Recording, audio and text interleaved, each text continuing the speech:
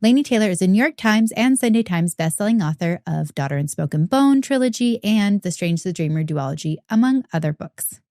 She's been translated into more than 30 languages, shortlisted for the National Book Award, and won a Prince Honor.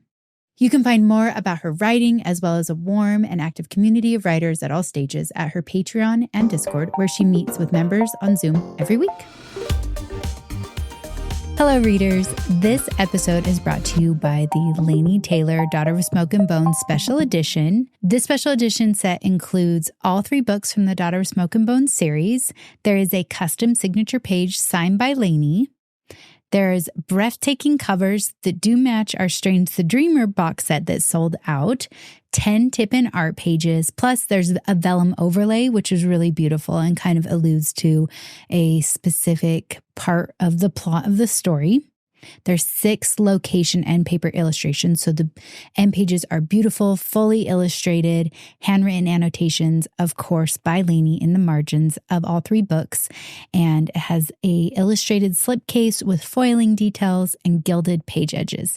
So all in all, this is a very beautiful special edition set that we are so excited to feature today. I believe there are still some Daughter of Smoke and Bone box sets in the shop, and this box set comes with beautiful gilded edges. So it truly is a very special edition, LitJoy special edition, and it is in our shop for a limited time. To purchase this box set, you can head to litjoycrate.com/Laini, that's /LAINI. Okay, so let's kind of jump in. We have so many questions for you, but it's just so lovely to chat with you. So really, it's kind of just, we'll chat for like an hour and what we get to, we'll get to. And otherwise, we'll just, I'm sure it'll be a lovely conversation. So I think kind of on the subject of writing, when did you kind of know you wanted to be a writer? Was it always a part of you? Was there a moment? So I want to know kind of about that. Yeah, I mean, it's something I've always, I always loved books so much as a kid. And as long as I can remember, that was, that was what I wanted to do. And there, how it is over time, this is sort of like a mythologized moment. And the only time I really clearly remember, is, as a little kid is like, sitting on the porch, writing a story of like a fairy tale I had a talking crawfish in it. That's all I remember. Amazing. But yeah, it's just always been the thing. There are other things came and went, but writing was always, that dream as well. Except, it took me a really long time to actually seriously do the writing part of of the writing, being a writer in any serious way. Yeah. So tell me, what was like your first published work, and like the story behind that? You mean my first like published book? Like my first, I guess. Well, yeah. Well, I after college, and it was the time came to get serious about writing. I was, working at a computer all day, which was, made it not fun to come home and like be on a computer, or not that you have to. I wasn't writing, and that wasn't the real reason. I think the real reason I like later sort of figured out is that, I didn't know what to write about. Like I had, all the things that I'd loved that had made me a reader had been sort of like whipped out of me in university, I guess. And so when I tried to write, it was like I was trying to be some other writer. I didn't really have the material to write literary fiction so I wasn't writing. And then there was all the other issues. So I started doing art. And so my first published works were actually illustrations. And that was, in the years after college, I fell in love with children's picture books. And so I started working on learning how to be an artist, because I figured, that'll be easier than writing.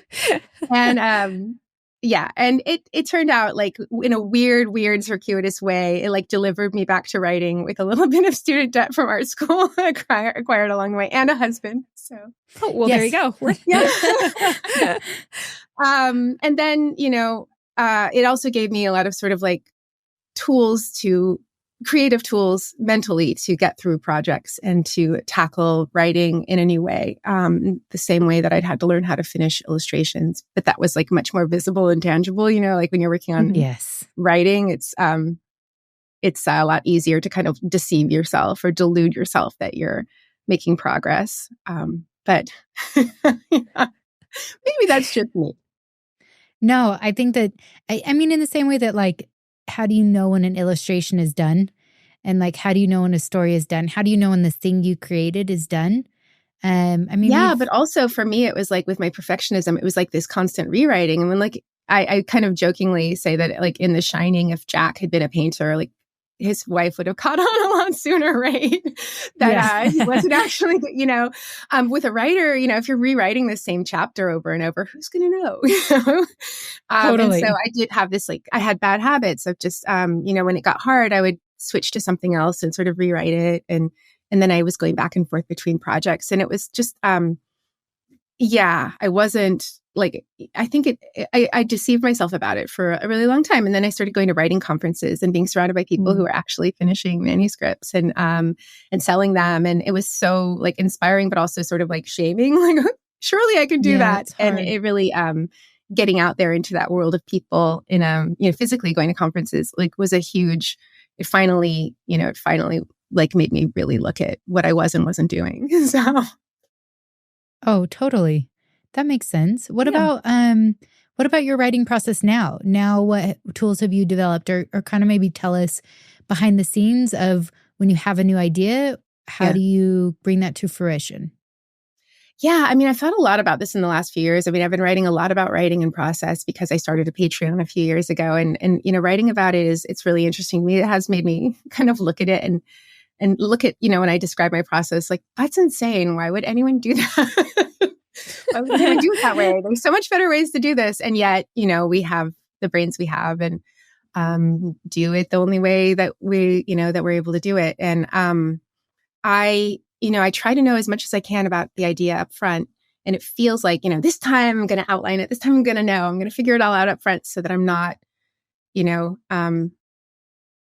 blundering forth into the unknown and have to rewrite it a million times or, taking wrong turns. And yet, like every time that I have done that, I still do the exact same thing where I, for whatever reason, whether it's because I had, the scenes that I had imagined when I get to them, like they're not right or, but the main thing is that I'm not able to, the kind of books that I want to write, like I can't see them fully from the beginning. I can generally have a sense of the ending, but all the things I'm sort of, I guess with the few books, the books that I have written, I discovered along the way that by writing the way, writing this process of not totally knowing where I'm going or, that I was looking for the elements that would fit together and make it bigger than the sum of its parts. I was looking for something that I didn't know yet. And until that happens, I'm not satisfied. And so no matter what I can figure out up front, it's almost like self-defeating because if I figure it out up front, then it doesn't, I mean, I guess the thing is that I'm trying to write the books that fulfill me are ones that I don't know exactly what's going to happen up front. And so it's the process of discovering that and those pieces that fall into place late in the game that just, are dazzling and that I realize where I was headed all along, even though I didn't know it. And those sort of like exciting things are the payoff for in some cases, years of terror. Yes. Yes. Well, I feel like that's where a lot of the magic lives, right? As an author is in the thing you don't know. And it sounds like you are a pantser a little bit. In the world of writing, we talk about plotters and pantsers, and you're both probably. But that the magic lives in just being like, where is this character going to take me? Where's the story going to take me? But I'm like a reluctant pantser. Like I want to know. Yeah. Like, I would be so like if there's a part of me that thinks I would be so happy if I just knew exactly what happened in the scene and I got to like just sit down and write it. And that, but when that is the thing that's happening, then it doesn't hold my interest is what happens. So I have to then tear it apart and come up with something new that will. And, this might just be ADHD. This might be, I need fresh dopamine. I need something new to happen and not an issue with the story itself. And it might be that I'm asking a question I don't have an answer to yet. And the perfectionism, which is a sort of like unknowable quantity, like, is my brain lying to me? Or am I really not satisfied with this yet? Has this not gotten to where I need it to be yet? Or is it actually fine? And in a month, I'm going to be like, oh, that was fine. So there's a lot of components. But so process-wise, I think of, to really engage in a story, I generally have like a set of elements that are character, situation, questions, characters and what they want set in an interesting world that I want to explore, and a sense of an ending. And then I have to, along the way, I have a sense as I'm sort of gathering these pieces together that they're going to fit in a way that I can't see yet, and that it's going to be better than what I could come up with today, if I force myself. And so then I just start sort of moving them in that direction, and creating scenes in which the characters, do things I didn't expect. That's what I'm always hoping for. I try to create like a process where everything is about sort of calibrated about trying to get in a flow state where the unconscious, jumps in there and makes things happen that I didn't consciously predict, and that make me, realize where it's going, that there's some, part of me. And so it's like trying to create those moments to move the story forward. And then if that doesn't happen, I'm just, pushing it in that direction, Yes. and getting it there however I can. Regarding scene, I love your book so much. And so I have my favorite scenes that are committed to memory. And I am curious in your writing process in those scenes and kind of pushing them along. Is there a moment, are there any of your scenes that stick out in your mind as the favorite to write? Like your favorite scene, or maybe a collection of a few scenes where you're like, that scene surprised me, or that one was my favorite, or something around that? Yeah, I think the scenes, certain scenes end up being memorable for different reasons, like in the sort of like, progression of all these days of writing. The ones that stick with me often are the ones where, like my mind got blown by something I didn't consciously plan. And, the end of Strange the Dreamer was like that in a major way. I was so tired and sort of on deadline and, trying to get there. I was so close. And then something happened that made me realize I was completely wrong about a fundamental aspect of the book. It didn't make me have to go back, but it was something that I had not seen consciously. And it, like, all of a sudden, it felt like I was like super hyper awake, and I started figuring out like, okay, what does this mean? What does this mean? What does this mean? Can I do this? Like, or am I just, is this crazy? And then it really, it was the climax, and everything that happened thereafter, everything that happened in Muse of Nightmares would not have happened if that had, so it was just, and it's one of those things where I'm like, it's crazy that I didn't know this all along. But I love hearing about that when authors, have a last minute sort of like realization, and it's so fundamental to the book that you could never tell if they didn't say so. Yeah. But it feels kind of dippy in a way, like, how did you not know this? But on the other hand, I totally get it. Because we say that all the time. Yeah. We do such creative things at work, and we're like, well, we didn't know that until we knew it. And you almost feel kind of silly that you didn't know the thing. Yeah. But it's like, that's just part of creativity, is the uncertainty. It's like Ed Catmull says, you have to be able to sit in the shadow of uncertainty. And that's where like creative magic happens. Yeah, so absolutely. I totally get it. It's very uncomfortable in the shadow of uncertainty. I know. Oh, yeah.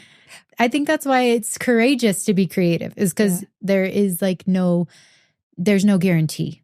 Yeah. And so you just have to keep trusting the process over and over again. Mm-hmm. Yeah, absolutely. Absolutely. And I feel like every author we've interviewed, they have a moment, like just like you described, where we got to interview Holly Black and Cassandra Clare together. And they both had something similar, right? Where they mentioned like, we got to the end and I realized I had to change something and go back, and it affects the whole story. Or they got really close to something where they thought it was going to be the perfect ending or moment, and they took it to like a writing group, and they were all like, nope, redo, and exactly like you were saying, it's part of that process. And and it just feels like it unfolds the way it's supposed to. Like it always just feels like or you think along the way, you're like, why couldn't I not get the right idea like third or fourth or fifth, instead of like, having gone through so many, so many other ones first. But you write to find the story, and some of them, sometimes it is there on the surface, and it comes to you easily, and sometimes it just takes a lot more exploration and going deeper and deeper into the story. Like, I think of it sometimes as like, you're telling, the narrative, the plot is going in this direction along the surface of things, but then so much else is going in this direction. It's like depth into the themes and into the stuff, and it's not moving. It's not like giving you pages necessarily, but it's like just as important. And until those things are there, these sort of underpinnings, and until you've infused the book with them, like the characters aren't alive, they don't know what they want, they don't, and so the things don't happen. And so there's a lot of, I don't know, there's a lot of going in that direction and just digging deeper into the story and trying things and letting your characters develop and talk and do things and seeing what happens. Yeah. I'm like, whatever you're doing is obviously working. So I'm like, just keep doing that. You're clearly like an incredible author. We've been very vocal about how much we love your series, your books. You guys are amazing. Thank you so much for, of course, all the support, every beautiful editions. Yes. We have gotten the privilege of getting to do both of your box sets. So we have Strange the Dreamer. Oh, is it there? Oh. Yes. And like, then Daughter of Smoke and Bone. Oh. And, it was interesting. How cute. We were interviewing Jay Kristoff a few weeks ago, and we were talking about some of our favorite. Oh my gosh. Jay's a delight. Yeah. Jay did play you a compliment. He said you were like one of the best in fantasy right now. So we all agreed. He's a babe. Just to pass that along. We were like, he's been such a great, supportive writer friend, and he's so incredible. And I got to meet Jay and Amy together, actually, Amy Kaufman. The one time I ever got to go to Australia on book tour, and I was in, say it wrong, Melbourne, say it very Americanly, and got to meet them in person. And I'm so glad just over the years then, just seeing both of their careers take off and blossom. They were, I don't know if they were published yet, if it was like coming out, but yeah, they're both such incredible authors, and just, I can't wait for Empire of the Vampire Part 2. And I know. Oh yeah. And the editions you guys did, edition last year was stunning. Of Nevernight. Did you get a copy? Yes. Okay, perfect. I was like, we'll send you one. No, it's incredible. It's so like, it just looks like something you would find in some like terrifying, wizard library or something. I know. It's very Jay. It's very him. I want to know to Jay's point, I'm like, we talk about your books every episode, it feels like, where we're like, seriously. And if you wanted to read any book, read this one. Because Strange the Dreamer, you and, Jane and the publisher really took a chance on us. We had printed our own books that were classics because they're public domain, because we were like, I wanted to do special editions. I knew that back in like 2017. But I was like, we have to figure out how to print our own books. We have to figure out production. And so we bootstrapped international production and finding the right print houses. And so I'm just like so grateful that you said yes, because it was really the thing we told other authors, that we were like, we're very experienced because look, we did Laini's book. Well, and it was such like a cool serendipity too. I think because Jane, my agent, her background is in licensing and big, product licensing, that she knew enough about what you guys were trying to do to feel comfortable with it in a way that maybe some agents would be like, oh, I don't know. Totally. That's true. Yeah, no, it was like, I just got on the phone with Jane and I was like, I really feel like we can do this. And she's like, okay, well, like, let's make this happen, And so it was just, it was a serendipitous moment that I think kind of changed the trajectory of LitJoy in the direction that we were trying to go. But also, and all book boxes were really now, right? I know. Now they all print their own special editions. And we're like, you're welcome, guys. We'll pave the way. Yeah. I mean, it's so like, really, as an author, it's just the coolest thing to get to have. We love getting new editions from a publisher or all of those. And it was always cool to get, the old, when it would just be sprayed edges or a slightly different cover treatment or something. But like, this is so much better. And also I love, just how many artists you get to try and give, work to. And there's just so many cool things about it. Well, thank you. And huge thanks to crazy readers who will buy all the editions. I know. They love it, but I totally get it.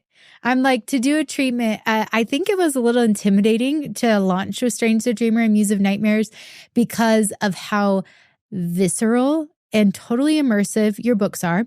And they are unlike any other writer. There is nothing that feels like reminiscent. It's just Strange the Dreamer is our number one fantasy whenever anyone asks us. And we haven't been able to top it. And so, I mean, it's just, you have to publish something else for us. But I am curious, is there, or I guess not curious, I just want to say, like, probably for me, the scene that just sticks with me is Nora and Kova. Is it Kova? Nora and Kova on the beach, like the very beginning of Muse of Nightmares. That is one of the best I love scenes. their scene so much, and I loved writing that scene. I was sort of conscious as I was doing it, like, this could be a book. Yes. And it was hard to really minimize. It didn't end up being hard because I could feel what was right for this book. And I have had that experience. And if you guys can think of any books off the top of your head where you love the first book and you start book 2 and it starts with a new character you don't know, you're like, what the hell? Like, who is this? Know. Yes. Where's Lazlo or whatever? And so I definitely didn't want to like go too far. I think of like the Subtle Knife, the Philip Pullman book, I remember. And then also no, I guess it was different with like the second Outlander book. It wasn't that it was a different character. It was that like 20 years had gone by. Like crazy. Yes. And I just was like, what? So I was conscious of that and wanting to get back to my main characters quickly. But I loved writing their story. And then subsequently when their chapters would come along, those were definitely some of my favorite to write, especially as things got worse and worse for Nova. Yes. Those are some of my favorite scenes I've written for sure. Well, the treatment, in their chapters, it was one of the most creative ways to give context to a magic system, right? Because at no point during the book did I feel like, oh, this is her magic system. But in looking back on it, you're like, oh, okay. Like, it's just, it is like, the people are blue because they are. And, Lazlo is, going on this journey because that's the way it's supposed to go. And then as these little things come up, you look back on it and you're like, there was no telling us, there was just showing us through the story. Mm-hmm. And so, I mean, I think that's where I just like fangirled so hard because I was like, I wanted to drop right into the library of Zozma and just go with Lazlo, Well, thank you. And there was so much about it like that, I knew, I thought about it a lot about the magic system up front. And I, as far as there being blue, like I needed there to be a way that they couldn't pass, as humans. And that they knew of. And so if it was going to be something as blatant as skin color, it was like, what color would it be? And really that was really the only choice. Everything else is so coded to like demon or I don't know. And then blue, it has that because it is the color of like, divinity and in like Huism and stuff like that. Yeah. But then a lot of the things, I did know, but it's one of those things where you like kind of, something, but you don't know how it's going to fit later on. And you just go forward hoping that, you get that. And so many things in this book did fall into place in that way where I realized, oh my God, as I was going. And big things, like I didn't intentionally at the beginning, there were so many things. It was supposed to be one book. It was called Muse of Nightmares. And it was not connected to, my other worlds in any way, like until as I was writing, Minya. the idea of a multiverse came into it. And of course I already had one of those. And so if that was, like, why not? I know. So then once those started to come together, like so many things just, I guess it really was for me a great example for myself to rely on, to think back on, to like trust, to just trust that future Laini will figure it out. Yes. And then like current me is like, damn you, past Laini. I'm like, when did you, I've heard you talk a little bit about Lazlo and how it was originally just Sarai's story. So I would love to know when Lazlo kind of became clear to you that you're like, oh, there's a whole thing here. Yeah. So he was going to be the love interest. And I did know to some extent what he was going to find out about himself. But he still, wasn't, I mean, I actually can't remember exactly when I knew that for sure, but I think I knew that at this point. But I had the idea of leading the reader into their first view of Weep through the eyes of an outsider. And so I was developing this outsider who was going to be the love interest. And as I got to know him, that sort of like kept getting like, I mean, is this sort of, I often end up doing these sort of like non-traditional structures, things that if you did outline your book up front, you'd be like, oh, that makes no sense. I'm not going to do that. And so all of the Lazlo stuff at the beginning is kind of like a really long prologue in a way before he gets to Weep, and a lot of the stuff with him and Thyone. And so really there's a part of me that's like, this shouldn't be, this kind of like the way in Daughter of Smoke and Bone, like the last third of the book almost is there's a huge flashback at the end that if it was in an outline, you'd be like, no, don't do that. That's not the way you write book. But like the story couldn't be told any other way. And that was the case with this, where as I was exploring this character, he just kept evolving, and it became, I wanted to be there, and I realized, at a certain point, and it was the point, and I annotated this in the edition that that a book of fairy tales, fell his first day on the job. He got hit by a book of fairy tales, broke his nose, and so that he was literally formed by stories. And I just thought, oh my God, this is his book. Like, this is my, I have to explore his journey. Yeah. And that chapter was called Strange the Dreamer.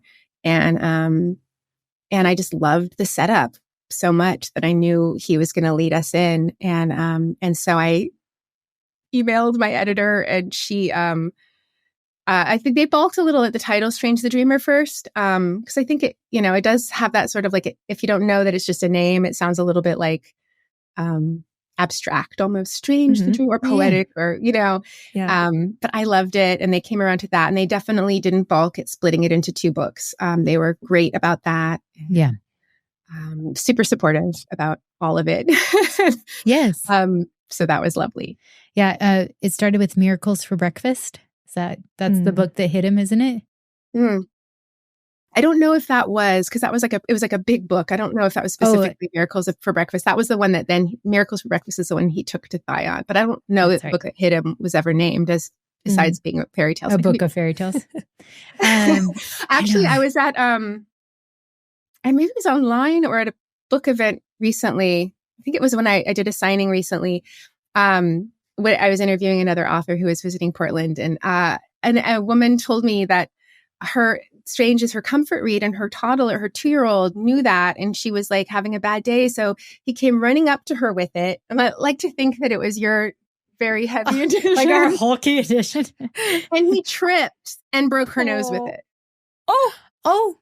I'm not saying it was your edition. It was Strange the Dreamer, but like, it's horrible, but it's awesome. It's also like, it is prophesied. You're all, oh my gosh, like, it's if coming that really to life. happened, she didn't have a Lazlo visibly broken nose. Oh goodness. Luckily. And I'm going to believe that it happened because I love that story. And that's amazing. Oh my gosh. What character would you want to meet in real life of all of your characters? Oh, ones you've written. Yes, all of my characters. Let's do both. Let's do one of yours and then outside of yours. Okay. Well, that's going to be hard. But of all my characters, if I not, so I don't want their life. I will keep my own life. But Karou is definitely that wish fulfillment character. Like, she's an artist and she can fight, and she doesn't have to go to the hairdresser. Yes. Which is amazing. She speaks all the languages. She was like my wish list of like, wouldn't it be amazing? When I think it was like when I really finally commit, like, I think there had been years of sort of purging off like my literary phase, I guess, like literary pretensions of being an English major. And at a time, especially when I think it's in some places not as bad now, where you actually, they read books that aren't by dead white men sometimes now. But Yes. as I was writing, and I started with middle grade fantasy, because, I think I got turned on to that. Well, I know that it was like when Harry Potter changed things, and I read those, and then that was like the gateway back into fantasy and books for young people. And so I was re-engaging in that way, but I had sort of missed YA partly because of age, and partly because I was a total snob in high school. And so really, Daughter of Smoke and Bone, I had written Lips Touch, which was short stories, which are solidly YA, but it's different. So like writing Daughter of Smoke and Bone was really my first sort of like just full commitment to YA, and that this character was like this just a gift to my teenage self, who probably wouldn't have appreciated it because I was too busy reading French poetry or whatever. But if she could have, like, if nobody was looking, maybe 17-year-old Laini would have enjoyed. Yes, absolutely. I love that. Okay, what about a character from any other book you've read that's not of your Really own? hard. I know it's a hard question. I'm so bad at like pulling things. I mean, who has like really great powers, or I don't know. Do you guys have one? Oh, that's a good question. We're like, yep, that was good. I'm like, I have a couple. I'm like, I would probably high up on the list of interesting characters to meet. I don't know. It depends on how long I have to hang out with them. Like, I want to witness them, but I don't know. Definitely, like, Lazlo is on my list. I love Lazlo so much. I feel like I married a Lazlo. I feel Congratulations, by the way. I loved seeing all your writing stuff on your Instagram. Yes. I know, he's the best. So I very much married like kind of the nose Lazlo, librarian nerd. I love romantic, very romantic. But so no, I can't meet Lazlo. It feels like I've got a problem there. I also just think that some of Sarah's characters would be just like intense to witness, like Aelin Galathinius walking towards you, you'd be like, sure, I'll bow. Like, what do you need?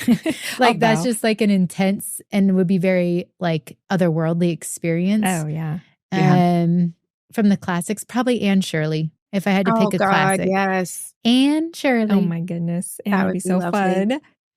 Yeah, I just feel like I need to walk around my library to like come up with an answer. I'm just completely blanking. I'm so bad about that. Sorry. Oh, guys. No. I blanked too. The second you asked me, I was like, this was unfair. That wasn't a fair ask. But I do want to ask you more about Minya, because she's such an interesting character, and absolutely like already enjoyed the duology so much, but it like elevated it to like, now you're on my favorites list forever. Oh, thank you. Well, Minya is definitely like a trust the process lesson to me, because I had no idea where that was going. When I first thought of her, she was just this weird little kind of mean kid who didn't age. And I didn't consciously, like, I really didn't think, even unconsciously, I didn't know why. She just didn't age. And as the story went on and I started to figure out, who she was and why she was like that, and she really became like the emotional center of the book. And yes. Yeah. And in such a huge way. And I just felt like that was really, to me, because the question in Strange the Dreamer is like, do we have to, is the only way to win by killing the enemy? And if that's the only way, then it can only ever end when, everyone is dead. Right. And so I was really trying to think, what if you can't, what if that is just not an option? Like, because that would just backfire in too many other ways. And it's like, if you can't kill the enemy, and if you have this antagonist that literally is your anchor to life yourself, like, and you wouldn't want to kill her and you can't kill her. Like, what do you do? Like, can you save somebody who is profoundly traumatized to save? Can somebody who's so profoundly traumatized be healed? And I want to believe yes. And so like, as a writer, you get to say, I'm going to really try. But there was always that feeling that like, maybe not, like maybe I can't. And then I think, with another character in the book was a case of, no, sometimes you can't. Like some people, sometimes you can't. So you can't save everyone. And but Minya, I was really determined, and that was really sort of felt like my quest. At a certain point, like it really took over. But that was one of the things, like figuring out really what she was doing, and the thing that people didn't know, that nobody knew. I didn't know about the Ellens when I started writing. Like I didn't know. Fascinating. What she was doing.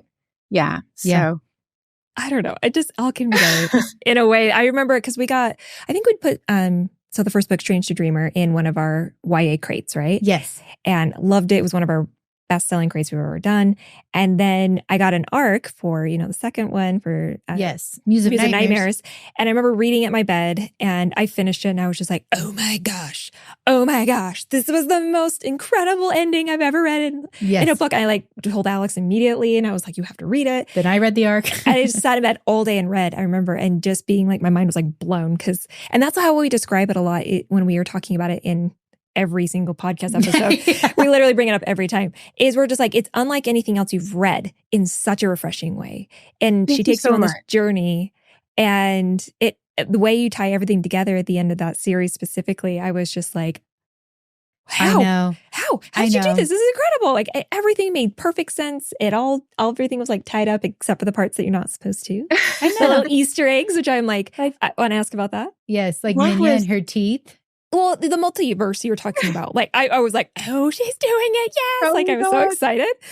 And that was really fun when I got to that part where I got to sort of, make those hints at the end, like knowing I don't want to, if anybody hasn't read the Daughter of Smoke and Bone trilogy, they're not going to pick up any of this, but I don't want them to feel like, what? Like, what's happening? What is this? Yes. So that was really fun to tie that in there and to imagine that. Like I did think at the time too that I would maybe possibly sooner than that have been like writing that book, but I have not. I haven't, and I hope to get to do that at some point. But who knows? Hope to write the book that's like bringing the multiverse together a little bit. That was my question. Like Endgame. Tell us more. Tell us more. Yeah, but it also it's scary, it's big, and I wouldn't want to embark on another like trilogy or even necessarily a duology, but it would be fun to at least play with that crossover a little bit.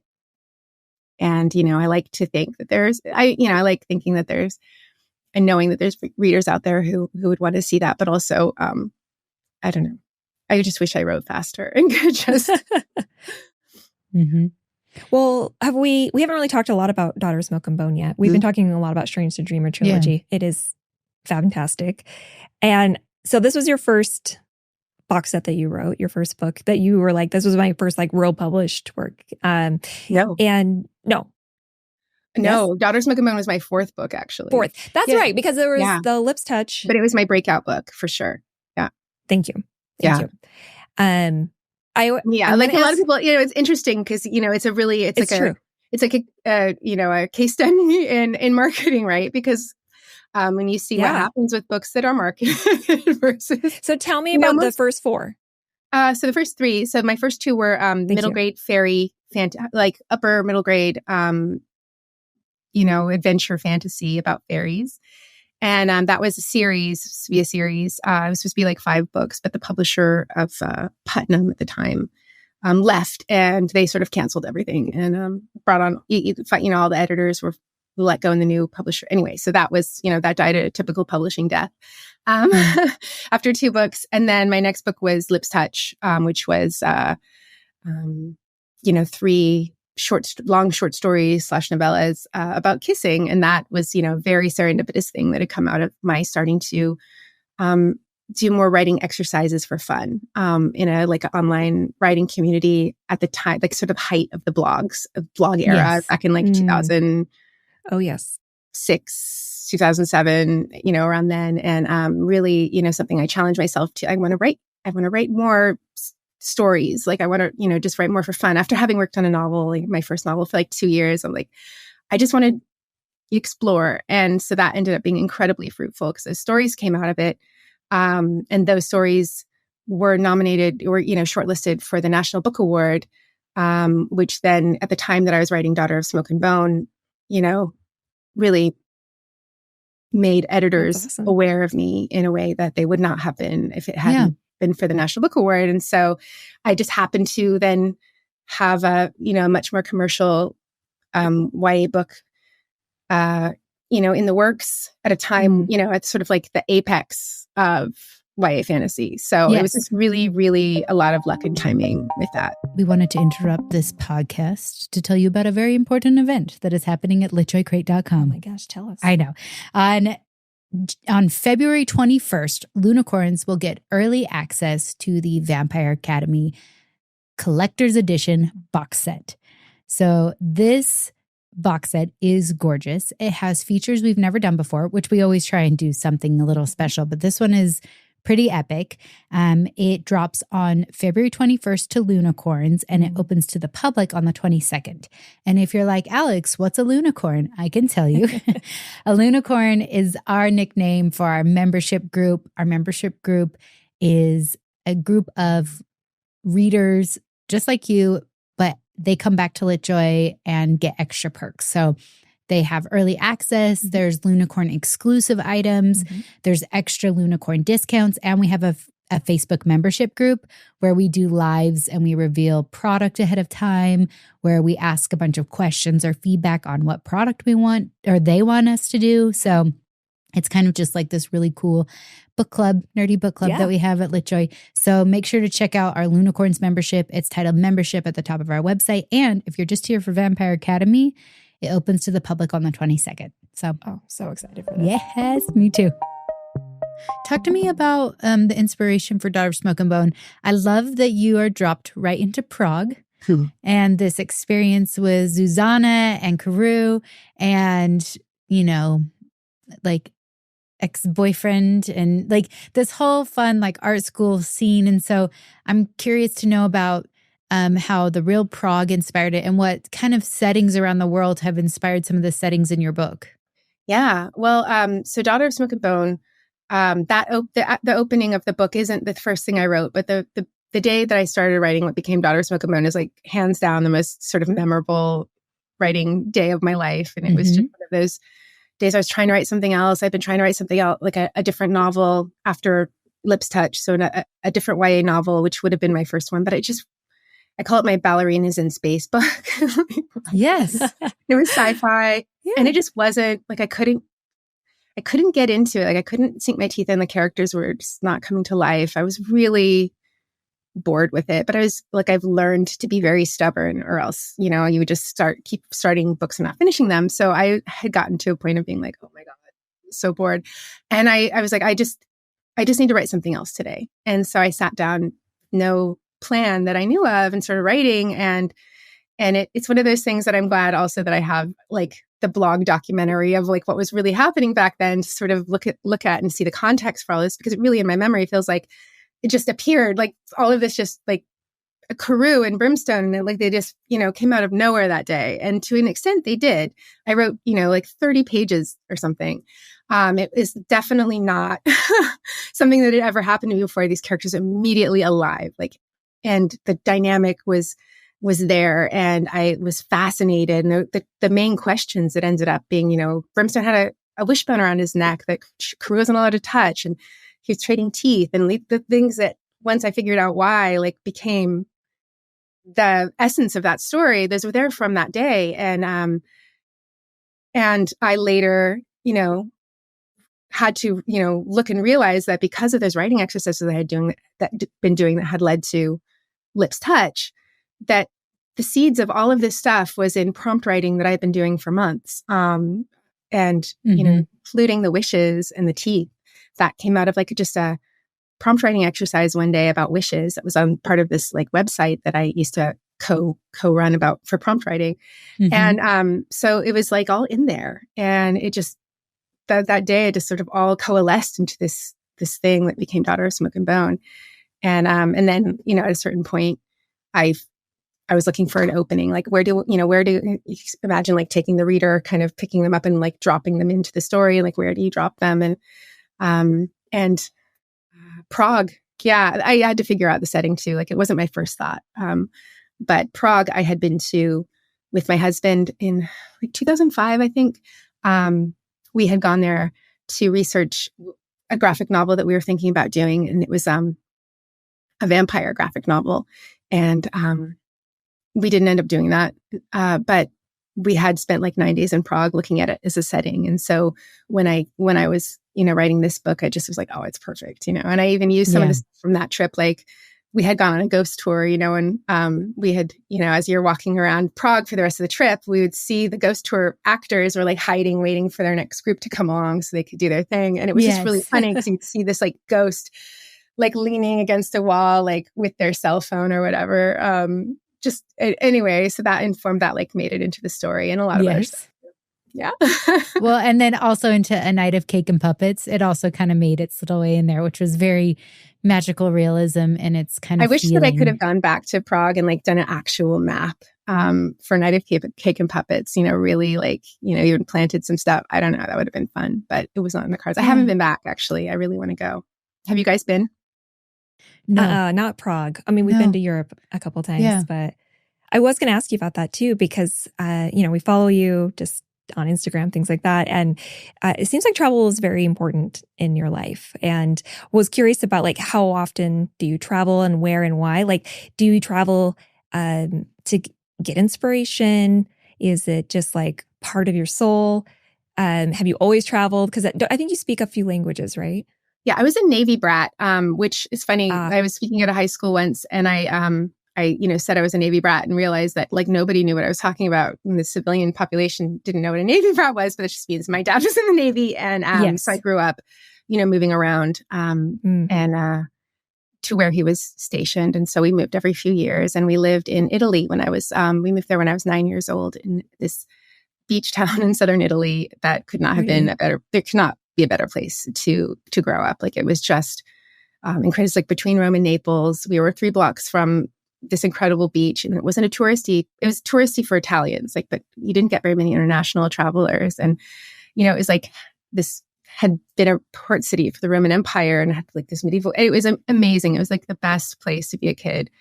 And then we moved to Belgium after that and lived in Brussels. And so both of those places where I started learning French and Italian, and then I studied French in college.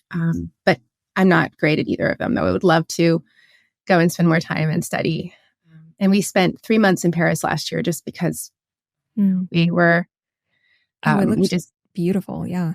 It was awesome. We had gone, after not traveling for a while during COVID, we had gone on a short trip, like just 10 days or whatever, to Paris, which was still the longest we'd ever been in Paris.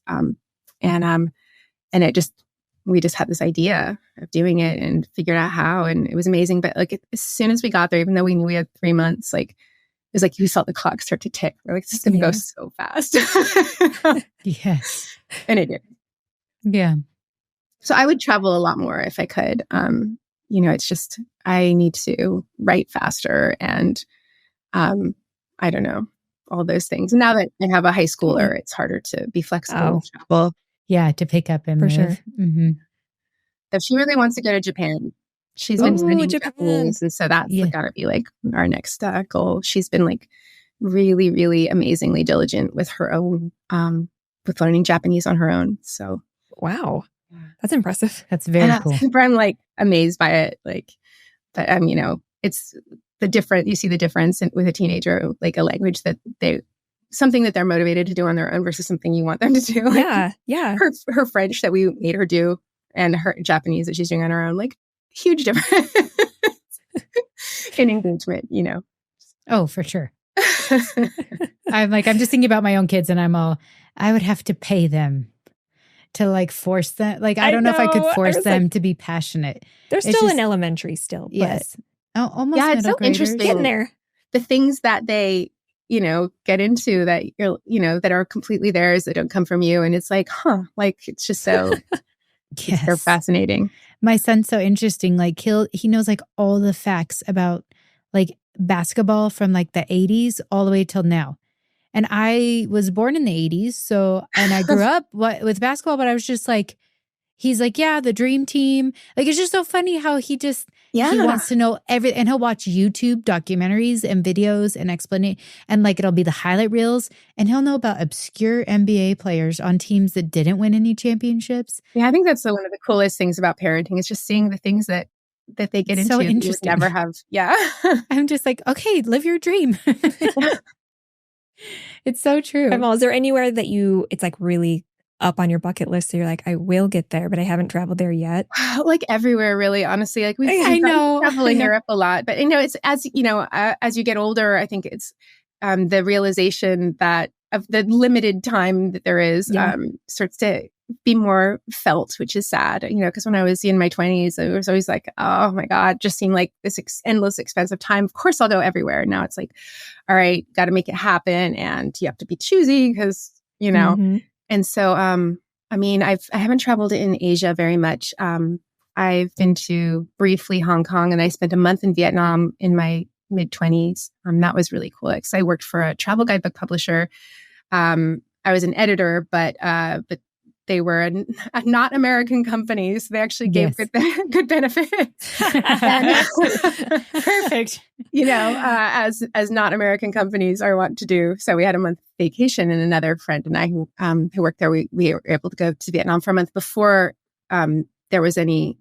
When it was like before there was any Western anything there. It was like it was still in the 90s, and so there was like. It had just opened up. You could, to tourism really. And there was like not even a single word of Western advertising in the entire country. And it was just so different and so cool to have gotten to go then. But I would love to travel in Asia more for sure, not just Japan, but Thailand. And I'd love to go to the Philippines. So many places. Yeah, it's really hard to. And I'd love to go on a safari someday, though. I don't know if that one's going to happen. It's hard to say. I know the safaris are interesting. They're it's definitely on my bucket list, but it's a whole experience because you have to get to Africa. Yeah, and it's really pricey. It's very pricey to get there, and it's pricey to go on a safari. But it's like, I don't know. It's one of those things where I'm like, it's probably worth it. Yeah, for sure. Because I'm such an animal person, but I'm all. It's high up on the list for sure. Yeah. Anywhere I travel, we're like hitting a zoo and the aquarium, like everywhere time we go. Because it's magical. There's something otherworldly about an aquarium. Every time you're just like, it's incredible. Yeah, my sister's a wildlife or a field biologist. I would say a wildlife biologist, but she studies rattlesnakes are her specialty. Okay. But she's also a professor. But she travels a lot, and partly for research, her own research, but partly she just knows so many scientists all over the world. And so she can go kind of anywhere and like hook up with other herpetologists who will like take her out in the field. And so she's actually going to Borneo this summer, which is somewhere I've always wanted to go. And there's a biologist there who's going to take them into the jungle. And like, cool. This is the kind of tours you pay thousands of dollars as a civilian, right? To do that kind of thing. So she's really lucky that way. That's amazing. Yeah. What are you working on right now? Can you tell us anything? Not really. It is an adult novel and it's like taken like way longer than it should have. It is, it's winding down now, but I've been saying that for a couple of years. If you follow me on Instagram, I call it Secret Book, and the publisher is just waiting to announce it until I turn in, a full draft. I've turned in drafts, but they were usually with my previous books. Like, I'm very like, secretive. Like I don't have beta readers really until the very end. Like I don't it's hard for me to give messy pages to anyone. I definitely like by the time I turn in a book, usually it's like super polished. That doesn't mean that it doesn't still need editing or like whole narrative threads out. Or it's not messy. Like it's polished in its way. But with this book, I definitely have. It's just been really complex and. So there have been various drafts along the way that editors have seen, that the UK and the US editors, and given feedback on. But I'm just really, really can't wait to be able to turn in like a real, like what feels like a real, polished draft for me. But that should be very soon, and then hopefully, though I think the revisions will still take a little while, they'll actually be able to schedule and announce it. Yeah. So that'll be exciting. Oh my goodness. So this is your first adult novel, right? Yeah. Do we get to know the genre? It's fantasy. Okay. Yeah, for sure. And I'll pull out. It's unrelated to, any of my other books. But it is adult fantasy. Sorry, I missed that. I'm so excited. We'll do we'll just tell you right now. We would love to do a special edition. Yes. We don't even need to read it. We're like, done. Immediately. Are you finding it harder then to write an adult versus young adult? I don't think there's been a lot of reasons why this book has been hard. And I don't think that that's why. I don't think it'll feel like that the writing will feel hugely different from my other writing. It maybe can be a little bit racier in places, possibly. Okay. But we'll see how it ends up in that regard. But I think that there's been a lot of reasons why it's been tricky. I mean, it's a complex book. It's got like, a lot going on, and the weaving, the things that whole having faith that these elements are going to come together. It like hasn't necessarily happened on the timeline that I would like that to happen. And there's been things I've rearranged in a more significant way than I've had to do in the past. Like, take this plot thread and have that be the sort of like, lead in plot before this, so a lot more like reframing than I have had to do. Also, it was just I've been working on it for like over 4 years now, and it's been an interesting 4 years in the world, hasn't it? Yes, fair. Absolutely. And then also I think just there has definitely been a lot of like head stuff with it, not necessarily because it's adult, but it is a new editors to me. And it was sold on pitch, which, my last few books had been, but they were with an editor that I knew well. And so then you start doing that grass is always greener thing. Like, I never want to like sell a book on pitch again, because then you start thinking, is this what they thought they were going to get? Or is this the book that they're hoping, but then at the same time, like, recognize that it's just a huge luxury to be able to sell a book on pitch and to have some money to live on when you're working on it. So, yeah. So, there is no easy answer. But this one has it's been hard. But I'm also like, I love it so much, and I can't wait to be able to talk about it in a more, yeah. I'm so excited. We're so pumped. Yes. I can't wait. So I'm like, but I will wait as many years as it takes. Yes. We'll be patient. Okay. I'm just going to ask one question for clarity purposes, because I feel like our listeners just want to know. Or maybe it's just me. Maybe I just want to. I don't know. I don't know the question because we kind of talked about it, but I was like, wait, was that a maybe or a yes or no? Which is like, do you think the characters from Daughter Smoke and Bone will ever meet the characters from Strange to Dreamer? I mean, I think that I think I'll at least do something, whether like it's an actual novel. I don't know if that's something that, will end up on my, will end up happening, but I would at least love to write some, so I think of it as like fan fiction for my own world. Yeah. Yes, yeah. Totally. I wrote a story, actually, I don't know if you guys know this. I wrote, on my Patreon, I wrote a story, called It Would Be Stranger If There Weren't Dragons. And it's like a long short story about Thayon and Ruza. Yeah. So that was really fun to like revisit the world a little bit through those characters. And I'd like to do more things like that, like smaller things. So I could imagine playing with that around. At least, and then possibly, it's possible that it could be a novel, but crack in the door. Yeah. And like, we'll just keep encouraging it. We'll keep peer pressuring. Well, and I wonder, like, what would the timeline be? Like, when in Karuz and Akiva's story would the astral, reach, their world? And I don't know. Yes. I'm like, these are questions I would have asked many times. I know. I'm so excited. I'm just like, I love every little moment of it. I love it all. I'll take anything you write. So this is great. Guys. Well, how about you? What are you guys working on that you're super excited about? Is there any secret projects that you can't talk about right now? Always. Yes. Yeah, we have a couple of, we've signed a few deals for special editions for 2025 that are going to be a pretty big deal. We were approached by the author publisher and asked if we would do an anniversary edition, as instead of the publisher doing an anniversary edition. Oh. And so that's something I'm incredibly excited for. That's so cool. It'd be really cool. It has kind of a mixed media element to it. Were they willing to like just let you do it all, or did they have like their idea? Yes. They wanted after the camera goes off, we can tell you more. Yeah, I'll tell you all the details. And then I can imagine they're like, and we want it to be like this and this and this, and Yes. And then I'm always working on my fantasy novel on the side. It's always like I'll pick it up every now and then and add a little bit. But I've been doing that since before LitJoy. And then LitJoy really, it was a diverging moment in my life where I was like starting to write really heavily, and I could be a writer or I could do this company. And the company just felt like the right move.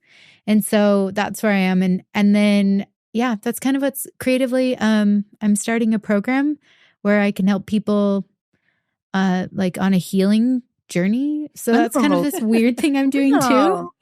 That's amazing. That's great. I just have like weird side things that I'm like, yes, I'll do that. And then I do. That's important. I mean, to have that, side quest to your life. Yeah. Yeah. They're totally side quests. Or I'm going to learn how to do that thing. I know. Like one day I'll write my children's book. I have I've always wanted to write like a picture book. They are just little moments of poetry for me. I just love collecting them. I feel like hundreds of picture books. So do we. It's funny. Clementine just hit her like, I am a teenager now. Can we please get all this stuff out of my room? Oh, and so just like right after New Year's, she had 2 towers, like 10-foot towers of IKEA bookcases in her room that were just packed with, like, we had put a lot of the picture books up, but you can fit so much in bookcases. I know. So now they're like the whole rest of the house is somehow filled with what was on her bookcases. I don't know. So it was like this, the picture books that I had collected, like even before we even had a kid, and like even before, like long before I was even thinking about it. And it's crazy how much they've changed in my adult life, like picture books. I was like taking them out, and these like storybooks, these long fairy tales with like lots of text, and not from like my childhood, but even from the 90s, and so different now. They're like much more simple. My favorite storybook author always growing up was Mercer Mayer. Oh my God, I love Mercer Mayer. And you never no one knows it. You never see him. I know. His little critter books are like the cutest. My favorite. Yeah, one of my favorite childhood books was a Mercer Mayer book. It was called Liza Lou. Yes. And I just looked him up sometime in the last year because I was like, whatever happened to Mercer Mayer, Yeah. I know. I liked Babar for a long time. I remember like those picture books. My dad hated it. And so he refused to read it to me. So it's like I taught myself to read because I was like, fine, I'll read it. And then my next one was Anything Roald Dahl wrote. I love the little bit of whimsical mixed with a little bit macabre. It's very like always a dark element. A little darkness for sure. That was me. Okay, well, I feel like I want to wrap up asking you a couple questions we love to ask when we bring on different guests. These are going to be the kind of questions that make my mind go blank. If so, we'll just go to the next one. We'll just skip right over it. Okay, so this is probably the hardest question, but it's always one of my favorites, which is, if you could sit down to have coffee or tea with any author, living or deceased, who would you choose and why? Yeah, this is funny. It is one that I actually tried to think about for a few minutes before we got on. And I'm such like a awkward dork that like nobody living, like I feel like I'm just too, unless it's somebody in like the YA or kidlit community. That's, they're approachable like anybody else. The kind of people that I would, I don't know. Like I couldn't really think of anything. I was thinking of dumb stuff like Shakespeare, just to settle the mystery of like, if is he a guy? Was he like a one person? Did he really write these, that sort of thing? But that just felt kind of like a cheat because I'm not, I haven't read Shakespeare. No, it doesn't have to be poetic. It really doesn't. Don't let teenage Laini discount that it's like, answer. I want to like uncover some dirt. Like who are the historical authors? 100%. I couldn't. I would absolutely do tea. Like tea with tea with Tea with Shakespeare. Tea with, like tea for tea, like because you're getting tea on. I'm like, you're not drinking coffee, drinking tea. We'll get there, Alix. You're drinking something. There's something there. It's true. I would think Shakespeare would be a brilliant one to like go back and be like, who are you? Are you like Banksy, but with plays? Like, is it a group? This isn't like me being like, oh, Shakespeare, so that I can, it's like, I just want to know. Like, no. Like, tell me everything. Totally. Are you really one? Yeah. Were you really one person, or is this some big literary hoax? Like, I don't know. It's interesting. Yes. 100%. Yeah. I'm like, okay, so what are you reading right now then? Yeah, actually. So this one I'm prepared for. So I just started Nettle and Bone. It's on my list. Won the Hugo this year. Like I'm only a couple chapters in, but it's great. But then I wanted to, so I just finished, you guys know this duology? Yes, I have seen it. I have not started it. So I just finished the second one. I love them. They're so good. So it's a complete duology now by E.K. Eid. And they're sort of set in this Mediterranean, like sort of Amalfi Coast feeling fantasy world. And I love the romance in them so much. Like it just feels so sort of like vulnerable and sweet and open and real. And so I really, really loved those. So Little Thieves by Margaret Owen. I really love Little Thieves series by Margaret Owen and her other series, which is the Merciful Crow. Yes. And then, Yes. This Vicious Grace and This Cursed Light by Emily Theed. Perfect. Perfect. And Thank you so much. Yeah, we'll put that in the show notes as Yes. well and link to those. But those are all on my like to read list. So whenever I hear someone recommending books, I'm like, that's moving up. Yep. So I bump it excited. right up. Is there a book that this is the last question. Do you yeah. have books that you recommend to everyone? Like for me, it's Strange the Dreamer. I So know. I'm always like, you should read Strange the Dreamer. Thank you. Thank you so much. That means so much. Somebody that I call back to a lot is Frances Harding. She's British. She writes like literary middle grade, but not literary. I don't know how to describe it. It's the kind of middle grade that, you can read as an adult. And Yes. it only feels middle grade and that the characters are young. And I don't know, Yes. she wrote a book called The Lie Tree that won like the Costa Award like 6 or 7 years ago, I think. But all of her books are all standalone and they're all crazy imaginative and beautifully written. And she's just somebody who, like, I know, a lot of people who love her, but also I don't, but I think a lot of people might not have tried her. I feel like middle grade gets missed a lot. And middle grade is so, I feel like it's more consistent or like more reliable than YA in a way. Like, yes. There's a lot of like, there's been gluts of YA that have come out at certain times where like there's more, I don't know, I'm not to criticize anything, but like for me, that sort of category of like literary middle grade is like so reliable. Yes. Yeah, we have a few middle grades that live forever on our favorites list, like The Wishing Tree and Echo and Wonder. Yeah. So it's a genre that ought not to be skipped over, I feel like. Yeah. So absolutely. I love those recommendations. It can be really like some of these books like hers are absolutely just as sophisticated as any adult novel. It just that, a really smart 10-year-old could read them too. Yes. Yeah. Well, we'll take them to our kids because my son and Kelly's daughter are both 6th graders and they're devouring Percy Jackson right now. They're oh my gosh, yes. It is the time. They read the graphic novels and now my son's reading the full novels and that's the first time I've seen him light up since, I don't know, Captain Underpants. And so I'm it is time. At 14, she read them like, some years ago, but now that watching the show, she's just so excited about it in a way that you can only have been, if you read them at that age. Yes. Yeah. Totally. Yeah. Oh, and the new show's so good too. I know. Wow, it really is. Just a little plug for that. Yeah. I've enjoyed Amazing. it. Well, Laini, thank you so much for your time. Thank you. Thank you so much for having me. It's always great to see you guys. And whenever you wrap up your book you're working on, we'll read it. I mean, I will immediately email Jane and be like, any day that there is an arc available, if that ever happens. I just cannot wait. Like, I know. I've told this to a writer friend a long time ago that there was this like visualization, like when you're like in the trenches, you're just like so ready to be done with the book that you imagine like your future self holding the finished book and that it's going to happen, but just like picturing that like helps in some way. So I'm so ready to have like a finished book and to be able to give it to people to read. I'm like, absolutely. We're so ready to receive it. Whenever it comes out, we'll read it and then we'll have you back on and we'll do like a little book club about it. It'd be so fun. Guys. Thank you so much. Yeah. Okay. Yes. Thank you, Laini. All right, reader. Thank you for tuning in as we chatted with Laini Taylor. We really appreciate you rating and reviewing us so that we can keep doing these amazing interviews. And like a good book, recommend us to your friends.